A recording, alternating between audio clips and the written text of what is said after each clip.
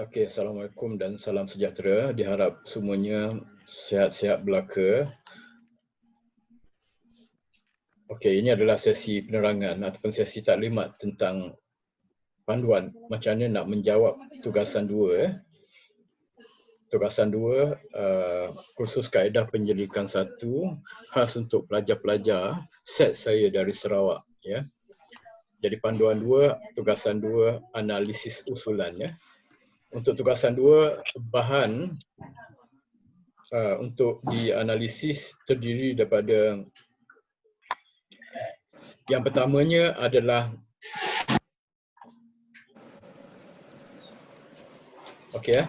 yang pertamanya adalah usulan kualitatif dan yang kedua adalah usulan kuantitatif.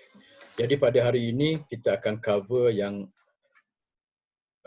kualitatif dahulu, yang kuanti kita akan cover kemudian. Saya terus pergi pada slide saya yang pertama. Okey, seperti yang anda lihat dalam penilaian, slide yang berkaitan dengan penilaian tu, 35% diuntukkan untuk tugasan yang kedua. Ya. Jadi 35% ini dibagikan pada dua. Satu, analisis usulan kualitatif. Saya tandakan dengan warna hijau. Okey. Dalam template pun saya tandakan dengan warna hijau supaya kita tidak confuse. Dan yang keduanya, jumlah markah yang sama. Analisis usulan kuantitatif. Ya. Untuk bab 1 dan juga bab 2, kedua-dua kuanti dan kuali itu adalah hampir serupa. Walaupun ada juga sedikit perbezaannya. Tapi untuk bab 3, dia memang totally different. Ya. Alright. Ya. Jadi, pecahan markah dan juga kualiti jawapan. Pecahan markah kita dah tahu dah, kuanti 17,5, kuali 17,5. Okey, so all together 35%. Ya. Tapi markah sebenar adalah bergantung kepada kualiti jawapan. Jadi maksudnya, okey, jadi maksudnya 17,5 tu, adakah kita dapat ni? Anda akan dapat sekiranya jawapan anda berada dalam band 4. Jawapan anda berada dalam band 4. Jadi band 4 yang lemah 15. Band 4 yang bagus 17,5. Ya. Jadi apa maksud band 4, band 3, band 2, band 1? So nanti kita akan tengok pada slide yang seterusnya. Ya. Jadi kalau misalnya katakan untuk kuanti band 4, kuali band 4 juga. So anda kemungkinan besar akan dapat 30 minimum out of 35. Ya, tapi possible juga untuk dapat perfect mark. Ya. Okey, so nanti kita akan tengok. So yang kurang sikit ialah antara 11 hingga 14.9, band 3, band 2 5 hingga 10.9. Okey, band 1 1 hingga 4.9. Ya. Alright, so sampai sini jelas kan? So saya tandakan band yang paling lemah sekali adalah warna merah. Okey, so yang paling tinggi sekali warna hijau. Okey, kalau ada soalan boleh bertanya terus ya. Boleh bertanya terus ya. Takut terlupa kalau kita tangguhkan pertanyaan. Okey, saya pergi pada slide yang kedua.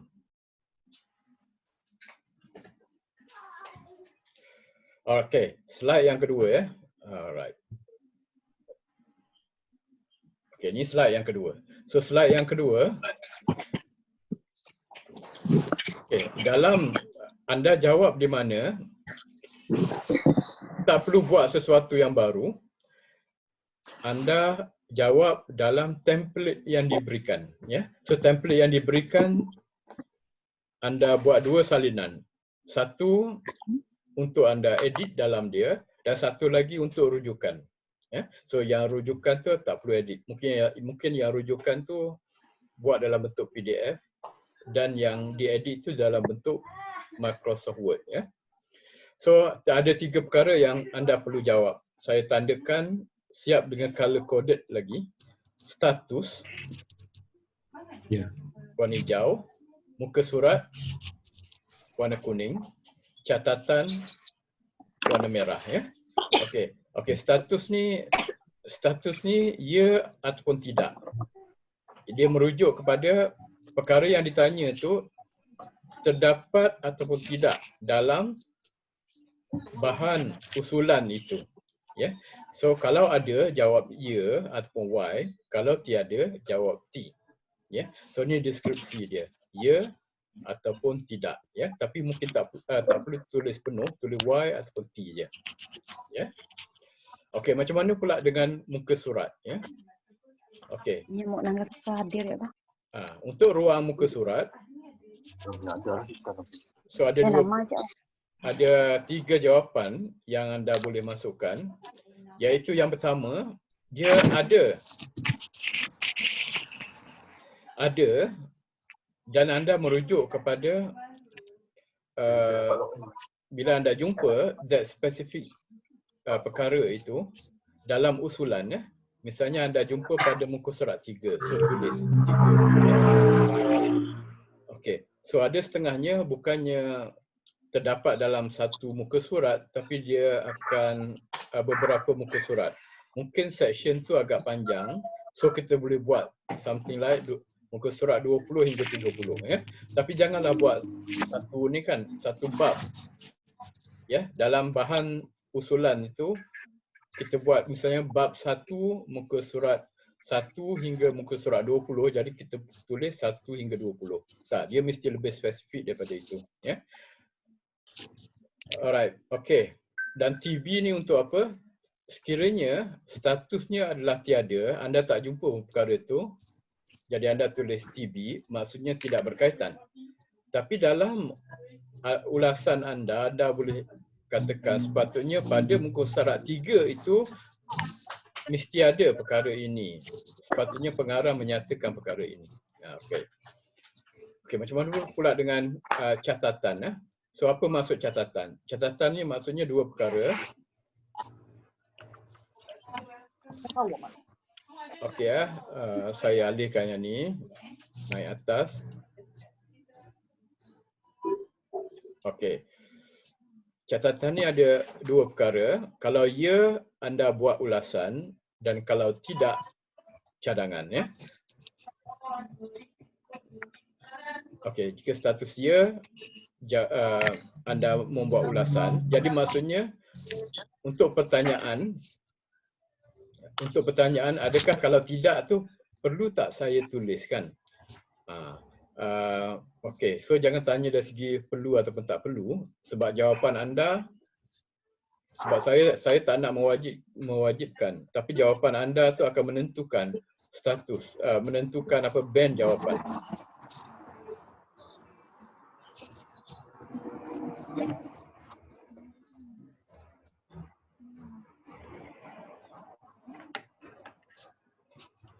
Ada bunyi kipas okey, siapa-siapa yang bunyi kipas tu boleh mute ya. Nak tanya soalan baru unmute balik ya. Okey, saya pergi pada muka surat yang seterusnya, slide yang seterusnya. Anda tidak perlu isi apa-apa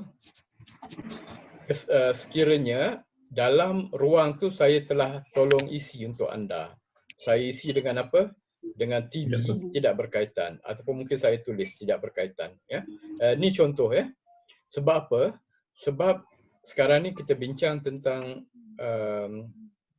usulan kualitatif ya.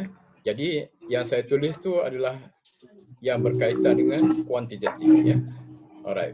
Untuk template tugasan yang awal saya tak tulis sini, saya hanya tulis catatan ya. Jadi boleh cek ya. Jadi kalau tak pasti boleh dapatkan template yang terkini.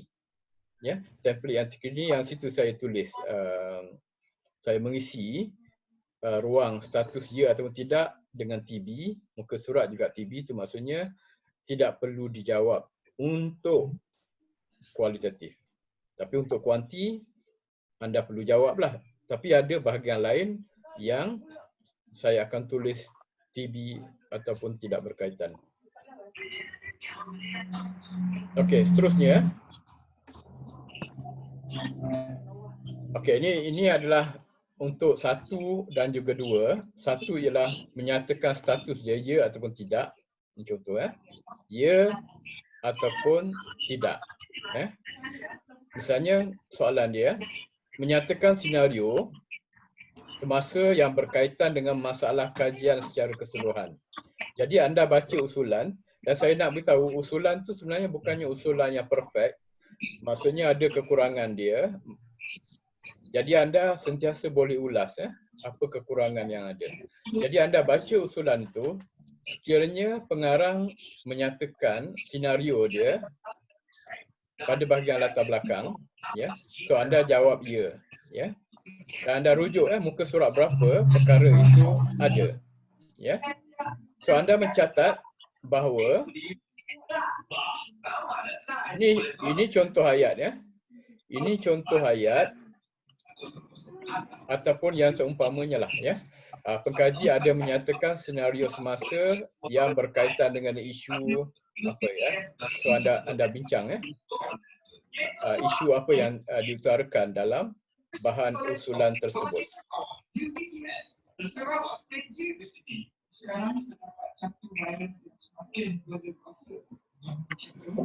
Alright, so macam mana dengan kalau tidak kalau tidak, tengok contoh yang kedua, membincangkan beberapa sub idea masalah kajian di atas yang disokong oleh rujukan.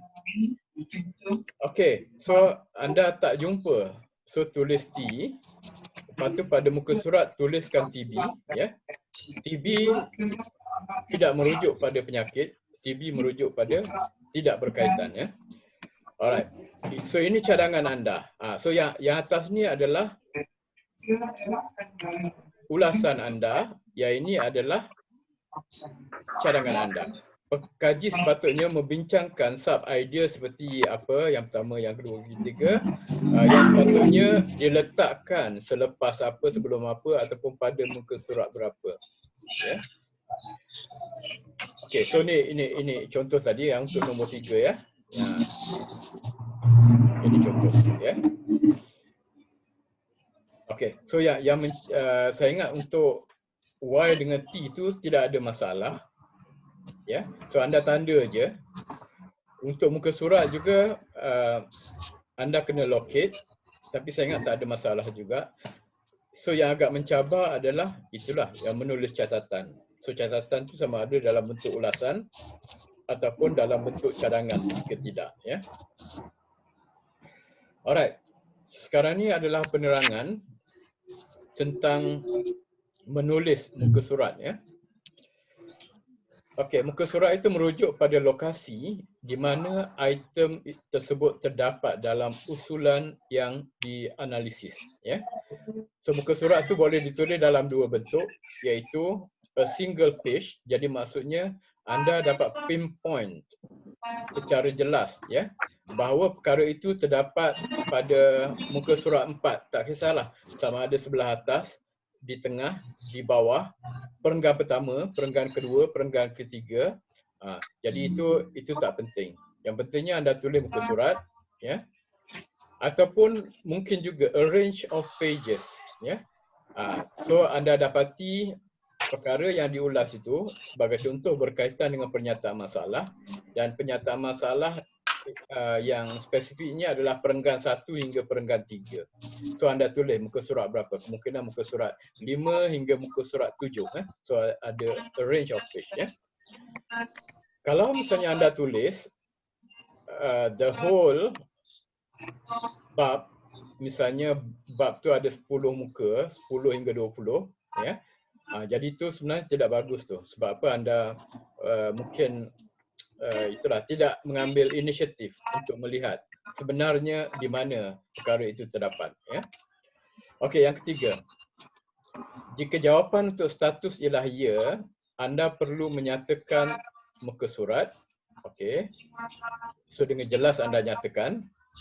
Jika jawapan untuk status ialah tidak, anda hanya perlu menaip TB, iaitu tidak berkaitan, pada ruangan muka surat.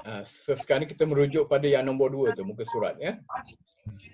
Okey, jika jawapan untuk status ialah tidak, dalam catatan anda boleh cadangkan pada berapa item itu sepatutnya ada. Ya. So ini perkara yang anda boleh lakukan. Ya. Okey, saya pergi pada slide yang seterusnya. Okey, untuk catatan, apa maksud catatan? Catatan ialah ruang yang ketiga yang anda perlu jawab ya. Ruang yang ketiga. Ruang yang pertama yang anda perlu jawab ya ataupun tidak. Ruang yang kedua ialah muka surat berapa. Ruang yang ketiga ialah catatan. Catatan itu dalam 2 bentuk ya, iaitu catatan merujuk pada ulasan anda terhadap item yang ditanyakan ya. Dalam senarai semak ya.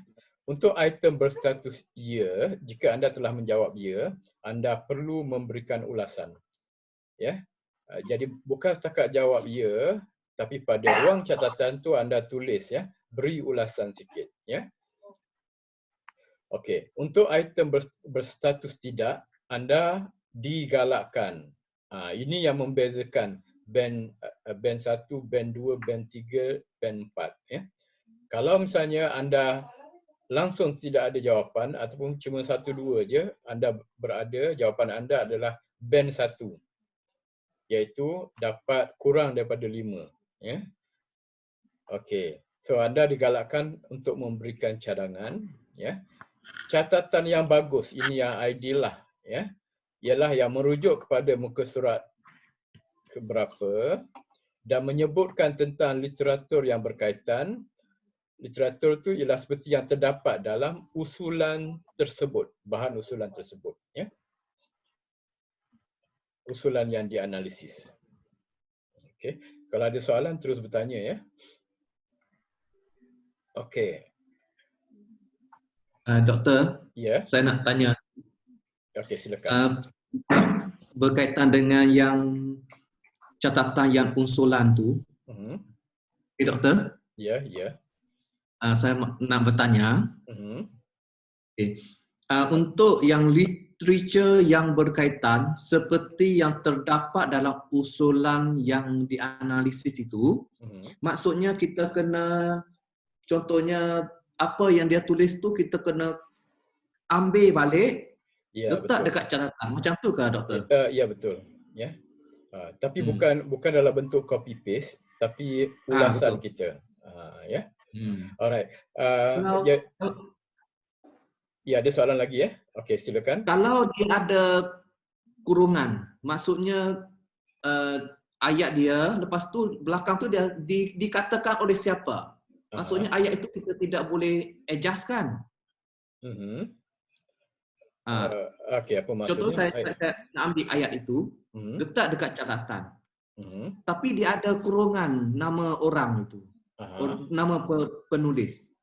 So saya direct copy paste ataupun saya masih boleh adjust ayat. Boleh adjust. Boleh adjust. Okey. Misalnya kita kata pengkaji telah mengutarakan cadangan daripada Smith 2010 tentang pembinaan sesuatu item untuk tahap kendiri seseorang sebagai contoh kan. Alright. Okay, so yang lain tu kalau nak bertanya boleh terus bertanya ya. Alright, so yang ni jelas ya. Maksudnya di ruang catatan tu kalau ya ulasan, kalau tidak ini akan jadi TB dan ini kita berikan cadangan ya. Kalau tak nak buat cadangan pun tak apa, tapi akan berubah band jawapan anda, kualiti itu akan berubah ya.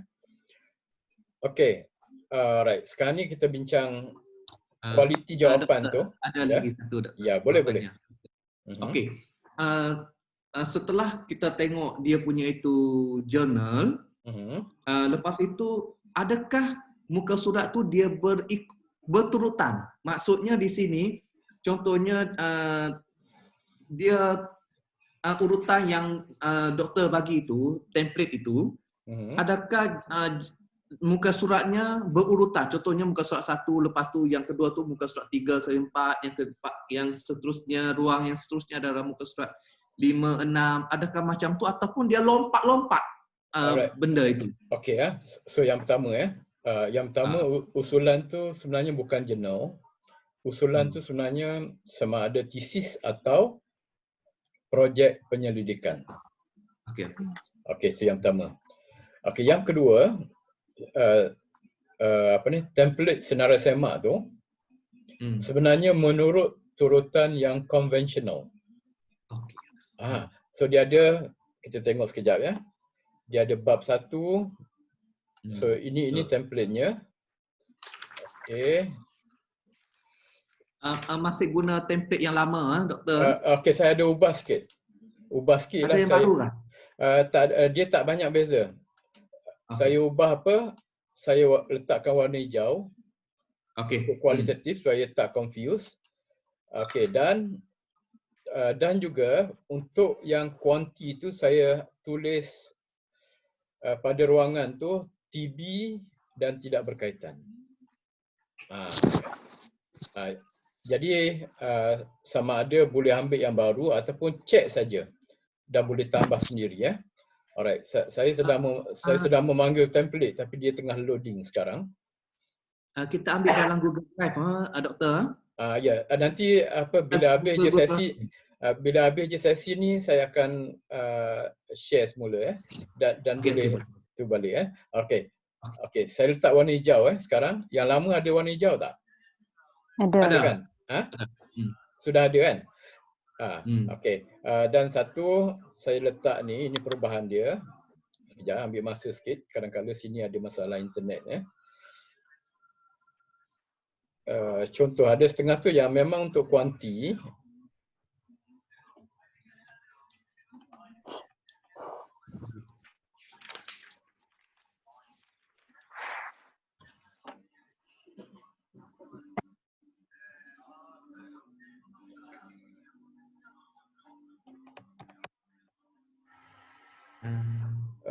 Okey. Alright, ini contoh ya.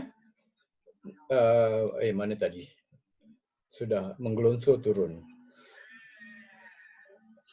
Okey. Tapi maksudnya pada ruang muka surat dan juga YT tu saya tulis semua TB ya. Nanti boleh cek ya. Alright. Kemudian template ni mempunyai sequence ya. Sequence. Jadi kalau anda tengok dia bermula dari alright. Ini bab 1. Nampak tak bab 1? Betul. Ini tesis lah. Lepas tu bab 1 tu dia susun begitu rupa bermula 1.1 ya. So nanti bila anda buat projek penyelidikan ya. So ini adalah sub topiknya. Ini bab 1 ya. Lepas tu 1.2 pernyataan masalah. Lepas tu okey 1.2 lagi 1.3 ada tak? 1.3 ada. Okey. Itu semua kan? Alright. Jadi yang usulan tu kadang-kadang dia akan lompat sikit. Ada satu tajuk tak ada.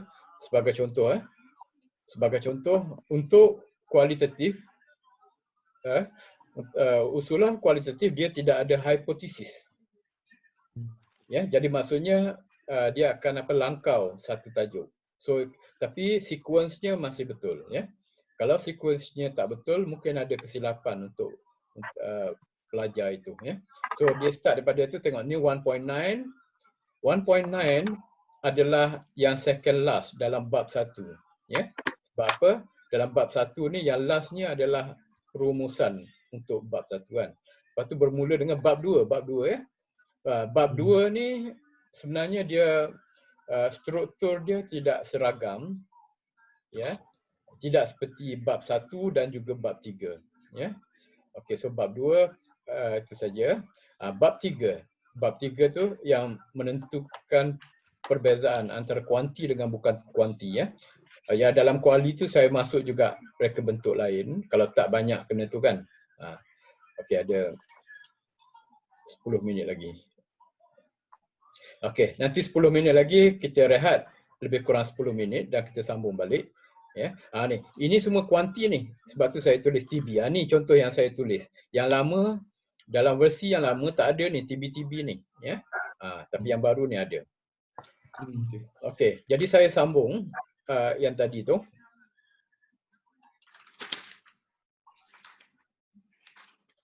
Okey, sekarang ni saya sambung untuk ni, kualiti jawapan ya. Kualiti jawapan, so ni yang hitam ni adalah itemnya dan nanti saya akan tengok jawapan anda sebenarnya band berapa? 4 ke, 3 ke, 2 ke, 1. Ya. Okey, band 1 anda dapat out of 17.5, anda dapat less than 5. Anda ada jawapan, ya, ada jawapan, semua ada jawapan ya ataupun tidak dan juga muka surat. Tapi yang ulasan tu yang menentukan perbezaannya. Jadi tiada jawapan, anda tak tulis apa-apa. Pelajar tidak menulis apa-apa pada ruangan catatan. Jadi saya ingat untuk anda semua tak ada yang dapat band 1 kot. Ya. So majoriti daripada anda sama ada band 3 ataupun band 4. Itu yang saya harapkan. Kalau boleh semua band 4 ya. Suka hati saya. Semua sekurang-kurangnya 30 kan. Tapi itulah kadang-kadang kita buntu tak dapat nak jawab. So band 2 apa yang membezakan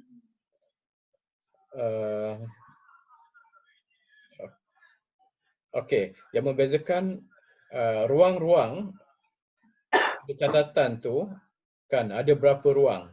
Katakan ada 50 ruang, so anda hanya menjawab separuh daripadanya, kurang daripada separuh. So band 2. 10 markah. Ya. Okey, band 3. Band 3 tapi saya tak kira penuh ke ataupun tak, tapi dari segi kualiti tu. Dari segi kualiti jawapan yang diberikan, ya. Okey, band 3 kalau antara 50 sampai 90. Kalau almost 90, so anda akan dapat berapa markah? Hampir-hampir 15 markah. Ya, pelajar menulis ulasan secara berkualiti dalam 50 hingga almost 90% daripada ruang catatan. Ya. So sekarang ni kita nakkan pada yang hijau ni. Yang dapat minimum 15 ataupun dapat inilah perfect score. Ya, so ada jawapan semua. Pelajar menulis ulasan secara berkualiti 90, sekurang-kurangnya 90, mungkin ada 1 2. Jadi saya ingat macam ni tau. Anda isi semua, tapi saya dapati ada beberapa yang mungkin tidak memenuhi kehendak saya, tapi tu okey. Tu mungkin dapat 30 dapat nilah berapa 15 ya. 16 ya. So mungkin ada 17 dan sebagainya. Okey, so jelas lah. So kita nakkan pada yang hijau ya. Band 4. Jadi itu misi kita. Alright. So ini ialah yang terdapat dalam itulah yang kita perlu isi ya. Anda tak perlu ubah apa-apa. Font pun sama saja. Okey, so ini adalah item yang saya masukkan dan anda kena cek. Dalam tesis tu, dia ada dua tesis yang berlainan, anda kena analisa ya. So letakkan ya ataupun tidak. So ikut panduan tadi, muka surat berapa. Ni catatan ni saya pendekkan di sini untuk tujuan demonstrasi. Tapi jawapannya adalah mungkin yang itulah dalam template tu catatannya ruang yang agak besar. So anda boleh tulis saja itu. Tapi tidak terlalu panjang ya. Tidak terlalu panjang sampai 2-3 muka ya. Okey, ada lagi? Tu. Alright, jadi anda keep updating. Jadi kemungkinan kalau buat satu hari tak habis tau. Tapi boleh buat mungkin every day, sejam, keep updating. Mungkin lepas tu mungkin buat rujuk nota-nota ya. Dan anda keep updating. Dan lepas tu pada 30 hari bulan April anda hantar, saya mungkin akan sediakan borang dalam Google Form. Jadi kita akan gunakan Google Form instead of UKM Folio. Ya. Jadi sekarang ni iFolio ya tidak lagi digunakan. Ya. iFolio sekarang sudah menjadi arwah. Saya tak pasti masih boleh buka ataupun tidak. Ya. Segala bahan-bahan akan ada dalam UKM Folio. Itu LMS yang baru. Jadi sila rujuk. Okey, walau macam mana pun oleh sebab ada sedikit masalah technicality, jadi sebab tu saya menggunakan Google Form dan juga menggunakan Google Classroom. Ya, Google Classroom kan semua cikgu-cikgu biasa. Okey, jadi anda masuk dalam Google Classroom. Lepas tu dalam Google Classroom tu sebenarnya saya embedkan Google Form. Ya. Jadi anda jawab dalam Google Form itu. Sebab apa? Sebab bila ada saya akan dapat link. Tapi dalam masa yang sama anda kena tanda dalam Google Classroom tu pada sebelah kanan atas dia rasanya sama ada hand in ataupun submitted, nak suruh confirm. So anda tanda je. Anda tak perlu masukkan dokumen baru dalam Google Form. Dalam Google Classroom. Hanya guna Google Form. Jadi maksudnya sediakan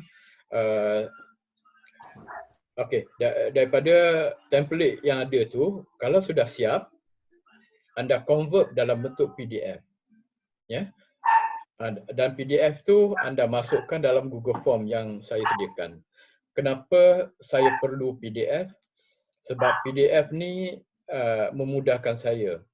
So dia akan kekalkan format yang anda telah tulis. Kalau guna Word, kadang-kadang yang pertama saya terpaksa save dan juga buka balik, download. Yang keduanya, bila buka, perkataan-perkataan yang ada dalam tu dia melekat-lekat antara satu sama lain. Jadi mengganggu, tak boleh baca kan. Ataupun yang ketiga, bukan dalam format yang dikendaki. Jadi PDF adalah yang terbaik. Tapi kalau anda belum hantar, anda okey saja anda gunakan Word, ya. Dan siapa yang internet dia bagus, dia boleh cuba guna Google Doc, ya. Alright. Jadi kita ada masa Google Doc, ya. Google Doc. Template saya itu sebenarnya adalah Google Doc, ya, tapi boleh convert dalam bentuk Word dan juga boleh convert dalam bentuk PDF. Jadi maksudnya, okey, nampak kita ada masa lagi. Okey, yang ni tahu, anda so nanti lepas ni saya akan bagi balik pada mereka yang tak dapat. Ini adalah Google Doc, ya, bukannya Word.